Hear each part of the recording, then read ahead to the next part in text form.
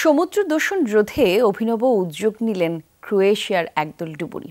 Adriatic সাগরে পতিত আবর্জনা পরিষ্কারের বিশেষ কর্মসূচি পরিচালনা করেন তারা। শনিবার দেশটির ব্র্যাক দ্বীপের মিলনা উপকূলে ভেসে ভেসে ময়লা সংগ্রহ করেন ডুবুরিরা, যা সচেতনতা তৈরি করে পর্যটকদের মধ্যেও। দূষণের কবল থেকে সামুদ্রিক জীববৈচিত্র্য রক্ষায় এই উদ্যোগ বলে জানিয়েছেন ডুবুরিরা।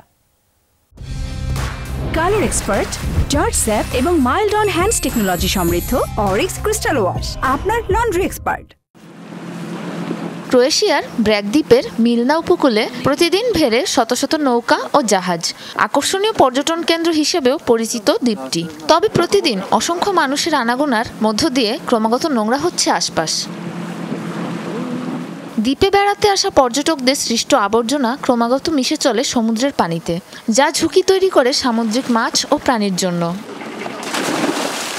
এমন পরিস্থিতিতে সাগরকে দূষণমুক্ত করতে উদ্যোগ নিল মিলনার একঝাঁক ডুবুরি। শনিবার মিলনা উপকূলে চতুর্থবারের মতো আয়োজন করা হয় সামুদ্রিক পরিচ্ছন্নতা কর্মসূচি।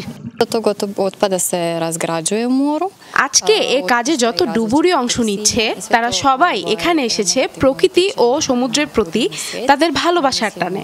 মানুষ বোঝে না যে তারা যেসব নোংরা সমুদ্রে ফেলে, সমুদ্র সেসবই আবার দূষণ রূপে ফেরত দেয় পৃথিবীকে। দুপক্ষকেই এই বিপদ থেকে উদ্ধার করতে আজ আমরা সমুদ্র বাঁচাতে এসেছি। সমুদ্রের গভীরে ডুব দিয়ে টিনের ক্যান, ভাঙা কাচের টুকরা, বিকল হয়ে পড়া মুঠোফোন, এমনকি গাড়ির চাকার প্লাস্টিক পর্যন্ত উদ্ধার করে ডুবুরিরা। পানির নিচ থেকে টেনে তুলে আনেন টনকে টন ময়লা বর্জ্য। এই উপকূলে প্রতিদিন বহু জাহাজ থামে। নানা ধরনের জিনিস খুঁজে পাওয়া যায় সমুদ্রে। ভাঙা কাঁচ, লোহার পাত্র, বাচ্চাদের খেলনা থেকে শুরু করে অনেক সময় মূল্যবান অনেক জিনিসও খুঁজে পাওয়া যায় পানির নিচে। এ ধরনের উদ্যোগে ডুবুরিদের পাশাপাশি দ্বীপের স্থানীয় বাসিন্দাদেরও অনেক রকম সহায়তা পেয়েছি আমরা।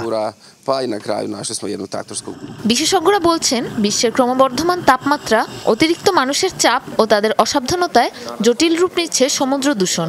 সামুদ্রিক জীববৈচিত্র্য রক্ষায় ভবিষ্যতে আরও বিস্তৃত পরিসরে এমন উদ্যোগ নেওয়ার কথা ভাবছে কর্তৃপক্ষ।